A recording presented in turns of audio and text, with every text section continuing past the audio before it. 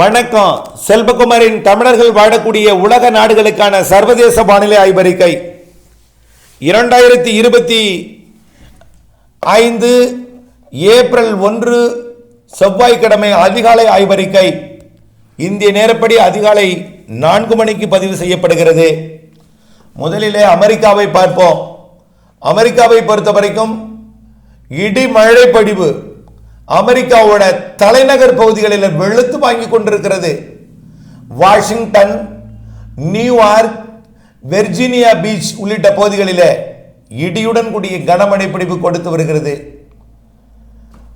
அதாவது கனடாவிலிருந்து குளிர்காற்று நிகழ்விற்கு வர அட்லாண்டிக் பெருங்கடலில் இருந்து புளோரிடா மற்றும் Georgia, Carolina, South Carolina, North Carolina, Virginia மற்றும் பென்சில்வேனியா, நியூயார்க் மாகாணங்களில் இருகாற்று இணைவை மின் தூண்டலை ஏற்படுத்தக்கூடிய கார்பன் வாயுக்களை இணைத்து கண்ணை பறிக்கும் இடியையும் காதை செவிடாக்கும் இடியையும் கண்ணை பறிக்கும் மின்னலையும் கொடுத்து வருகிறது. தொடர்ந்து மணிக்கணக்கிலே கொடுக்கிறது. இப்படி நிகழ்வுகள் வந்த வண்ணம் தான் இருக்கிறது. இந்த நேரத்தில் மழை பொழிந்து கொண்டிருக்கூடிய நேரம் நியூயார்க், வாஷிங்டன், வெர்ஜீனியா மற்றும் ஒட்டுமொத்த கடலோரம். அடுத்த காற்று சுழற்சியும் உருவாகிவிட்டது. அது தற்பொழுது சால்ட் லேக் சிட்டி மற்றும் அதனை ஒட்டியுள்ள கனடா பகுதியை ஒட்டியுள்ள பகுதிகளில் மழை, அதிலிருந்து கனடா பகுதி வரைக்கும் உள்ள பகுதிகளில் மழைப்பொழிவை தொடக்கி இருக்கு.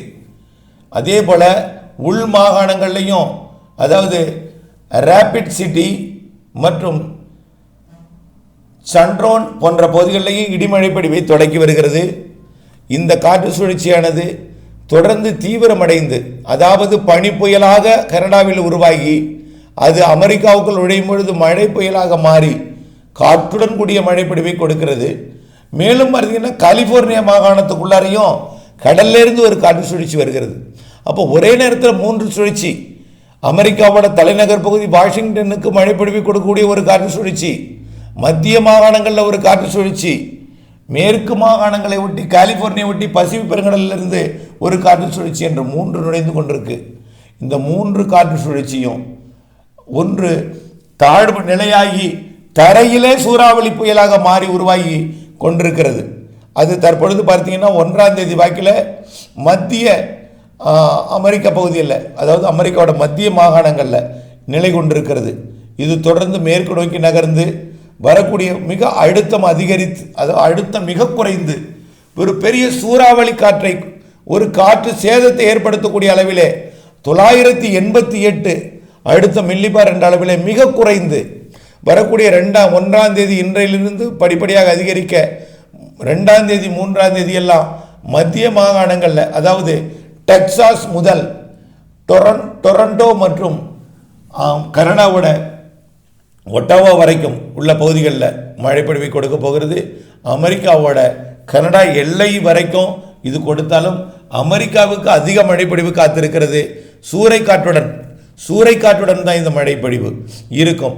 தொடர்ந்து இந்த சூறைக்காற்றுடன் கூடிய மழை புதன்கிழமை 2ஆம் தேதி மத்திய மாகாணங்கள் வழியாக 3ஆம் தேதி, அதாவது டெக்சாஸ் தொடங்கி டெக்சாஸ் மற்றும் அதன் உள் மாகாணங்கள் எல்லா மாகாணங்களுக்குமே, கிழக்கு மாகாணங்களுக்கு, அதாவது லூசியானா மற்றும் மிசிசிப்பி, அலபாமா மற்றும் அப்படியே பார்த்தீங்கன்னா கரோலினா, சவுத் கரோலினா, ஜார்ஜியா மற்றும் எல்லா மாகாணங்களுக்குமே இடிமழை பொழிவை, காற்றுடன் கூடிய மழைப்பொழிவை கொடுக்க போகிறது. இந்த மழைப்பொழிவு ஒரு பாதிக்கும் மழைப்பொழிவாக இருக்கும். ஒரு சில நாட்களிலே ஊடகங்களிலே இந்த சேதத்தை பற்றி அறிவிப்பு வெளியாகும். 1ஆம் தேதி இன்று உருவாகி 2ஆம் தேதி தீவிரமடைந்து 3ஆம் தேதி வாக்கில் அது மேலும் கிழக்கு பகுதிக்கு வந்து தலைநகர் உட்பட ஒட்டுமொத்த அட்லாண்டிக் பெருங்கடல் ஓரமோ மெக்சிகோ வளைகுடா ஓரமோ அதிக மழைப்பொழிவை தர இருக்கிறது. ஏற்கனவே கலிபோர்னியா உருவாகக்கூடியது கூட மெக்சிகோ வளைகுடாவை நோக்கி வரும். ஆகவே இரண்டும் இணைந்து மெக்சிகோ வளைகுடாவை ஒட்டிக்கூடிய டெக்சாஸ் மாகாணத்திற்கும் அதனை ஒட்டியுள்ள மாகாணங்களுக்கும் நல்லதொரு மழைப்பிடிப்பை அமெரிக்காவோட பகுதிகளுக்கு கொடுக்க போகிறது. அடுத்தபடியாக இப்போ அடுத்தடுத்து நிகழ்வுங்க. அமெரிக்காவை பொறுத்த வரைக்கும் எதுவும் வெளியே தெரியல, ஆனால் மக்கள் அவசைப்பட்டு கொண்டிருக்கிறார்கள். இடியுடன் கூடிய மழை, மின்னலுடன் கூடிய மழை கொடுத்த நிலையில் இப்பொழுது உருவாகி கொண்டிருப்பது காற்று சேதத்துடைய திடீர் சூறைக்காற்று. திடீர் என்று ஒரு புயல் காற்று அடித்து மழை பொழிவை கொடுக்கும் வகையில் அது மத்திய மாகாணங்கள் வழியாக நகர்ந்து கொண்டிருக்கிறது. அது இறுதியில் அது மெக்சிகோ வளைகுடாவை ஒட்டி வந்து டெக்சாஸ் வழியாக அது கடலில் இறங்கி செயலிழந்து பிறகு மீண்டும் தீவிரமடைந்து பிறகு மேற்கு நோக்கி நகரும் என்று கிழக்கு நோக்கி நகரும் என்று எதிர்பார்க்கப்படுகிறது. அடுத்தபடியாக தென் அமெரிக்க நாடுகள் எல்லாமே இடிமழைங்க. நம்ம தொடர்ந்து அறிவித்து கொண்டே தான் வர, எந்த மாற்றமும் இல்லை. ஒட்டுமொத்த தென் அமெரிக்க நாடு கொலம்பியா மற்றும் எல்லா தென் அமெரிக்க நாடுகள்லேயும் குறைந்த அழுத்த தரைப்பகுதிகளில் வெயில் காலம் வந்திருக்கிற காரணத்தினால, சூரியன் குத்துக்கதிர் விழ தொடங்கி இருக்கிற காரணத்தினால தென் அமெரிக்க நாடுகளில் தற்பொழுது வெயில் காலம் தொடங்கி இருக்கிறது. நல்ல ஒரு வெயிலை கொடுத்து வருகிறது. இடிமழை பொழிவையும் 3 கடற்பகுதியிலிருந்து கரிபியன் தீவு கடற்பகுதி, பசிபிக் பெருங்கடல் பகுதி, அட்லாண்டிக் பெருங்கடல், தெற்கு அட்லாண்டிக் பெருங்கடல் பகுதியிலிருந்தும் அது காற்றை உள்ளே கொண்டு வந்து இருகாற்று இணைவை ஏற்படுத்தி மழைப்பிடிப்பை மரங்களால் ஏற்படுகிறது. அதான் தென் அமெரிக்க நாடுகளில் நிறைய காடுகள் இருக்கும். காடுகளால் மரங்களால் மழைப்பொழிவை அது தொடர்ந்து கொடுத்து வருகிறது. அடுத்தபடியாக பார்த்தீங்கன்னா அமெரிக்கா கனடா பகுதியிலிருந்து வரக்கூடிய எல்லா நிகழ்வுமே அப்படியே மத்திய தரைக்கடல் பகுதியை நோக்கி வரும்னு எதிர்பார்க்கப்படுகிறது. அடுத்தடுத்த காற்று சுழற்சிகள் தாழ்வு நிலையாகி கடலிலே ரொம்ப ஒரு தீவிரத்தன்மையுடன் வரக்கூடிய 5-6 தேதிகளில் அது மத்திய தரைக்கடல் பகுதியை ஒட்டிய பகுதிக்கு வந்து மழைப்பொழிவை கொடுத்து செயலிழந்து மத்திய தரைக்கடல் பகுதி வழியாகவே அது இமயமலை பகுதிக்கு பயணிக்கும் என்று எதிர்பார்க்கப்படுகிறது. இதுதான் மேற்கத்திய இடையூறு என்போம்.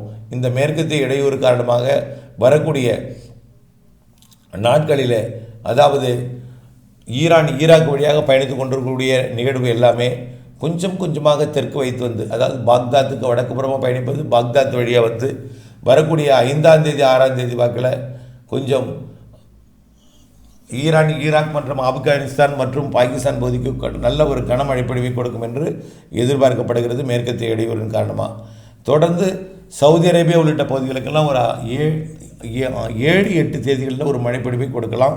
ஆனால் அது வரைக்கும் பாதிக்கும் மழை இல்லை. தொடர்ந்து ஈரான் வழியாக ஈராக் வழியாக தான் பயணிக்கிறது. தெற்கு வைத்து வரவும் ஏப்ரல் 10-15 தேதிகளில் எல்லாம் வாய்ப்பு இருக்குது. கண்டிப்பாக ஏப்ரல் இறுதிக்குள் சவுதி அரேபியா மற்றும் அரபு நாடுகளுக்கு கனமழை காத்திருக்கு. அடுத்தபடியாக ஆப்பிரிக்காவை பொறுத்த வரைக்கும் ஆப்பிரிக்காவோட மத்திய பகுதியில் கனமழை பொழிவு இடிமழை பொழிவு பொழிந்து வருகிறது. தெற்கு பகுதியில் ஆங்காங்கே பொழிந்து வருகிறது. பரவலான மழைப்பொழிவு கொடுக்கக்கூடிய ஆப்பிரிக்க நாடு பார்த்தீங்கன்னா அப்படியே ஜாம்பியா மற்றும் மொசாம்பிக்கு வடக்கே இருக்கக்கூடிய மாநிலங்கள் எல்லாமே நாடுகள் எல்லாமே, அதாவது டான்சானியா, கென்யா, உகாண்டா, காங்கோ மற்றும் அங்கோலா போன்ற நாடுகள்லாம் நல்ல ஒரு இடிமழை பொழிவை கொடுத்து வருகிறது.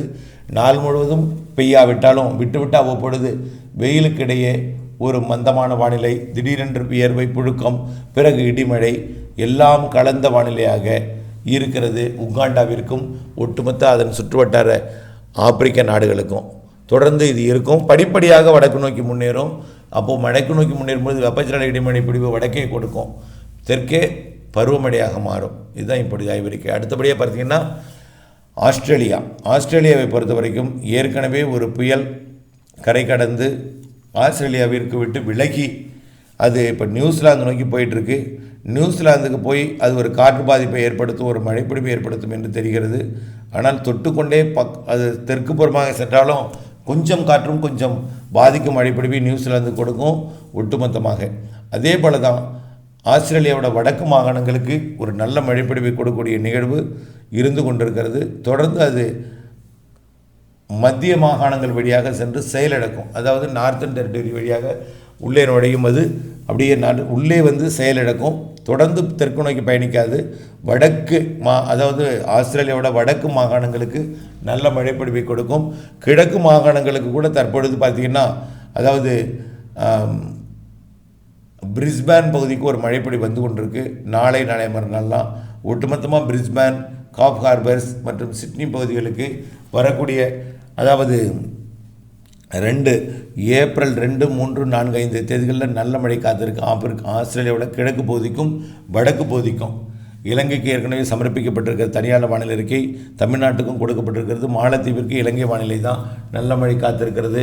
அதே போல் சிங்கப்பூர் மலேசியாவை பொறுத்த வரைக்கும் நிகழ்வு அதன் வழியாக தான் வருது. சிங்கப்பூர் மலேசியா தாய்லாந்து பகுதிகளுக்கு நல்ல மழை காத்திருக்கு.